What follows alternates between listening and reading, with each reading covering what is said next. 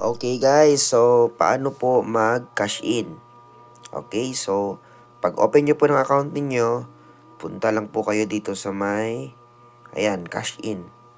Ayan po. So, click nyo lang po yung cash in. So, after that, click nyo lang po itong cash in dito. Then, lagay lang po kayo ng amount. Depende po kung magkano po yung ika-cash in po ninyo.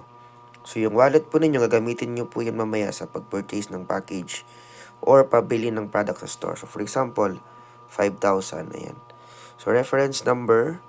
Lagay nyo lang po yung last 6-digit reference number ng inyong payment. For example, sa screenshot, mayroon po yung reference number. So, type nyo lang po yung sample GCash. Ayan. So, upload lang po tayo ng screenshot ng payment natin, no? So, after that, cash in. Okay. Yan na. So, ang gagawin nyo lang po dyan is, kita nyo po, 76,000 yan. So, hihintayin nyo lang po yung admin para ma-confirm nyo po yung deposit.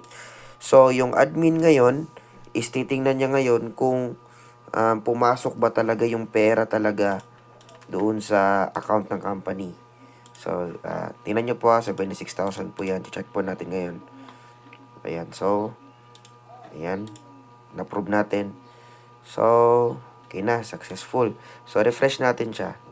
Ayan. So, nadagdagan na ng 5,000 yung Meron din siyang transaction. Ayan.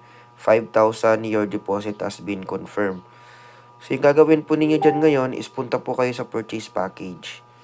Okay, so nandyan po yung mga codes natin na yung bronze, yung superior, tsaka yung ultimate natin. So, kung membership lang, ito yon yung 2.5 natin na member, yung bronze natin na package. So, click nyo lang po yung purchase. Okay, so after that, para makita nyo po yung mga codes, so punta lang kayo sa package code. So, lahat po ng code is nandito po yan nakasave. Ito po yung mga available codes. And kung nagamit na yung codes, makikita nyo po ito yung use code. Makikita nyo din po kung sino yung gumamit po ng code natin. Then, sa store din po natin, yung wallet natin is pwede po natin siyang gamitin. Ayan, for example, mag-add to cart po tayo nito. Okay, check out natin.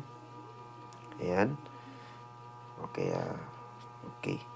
So, yung mga codes din po ng store is nandito po yan makikita sa product activation. Ayan.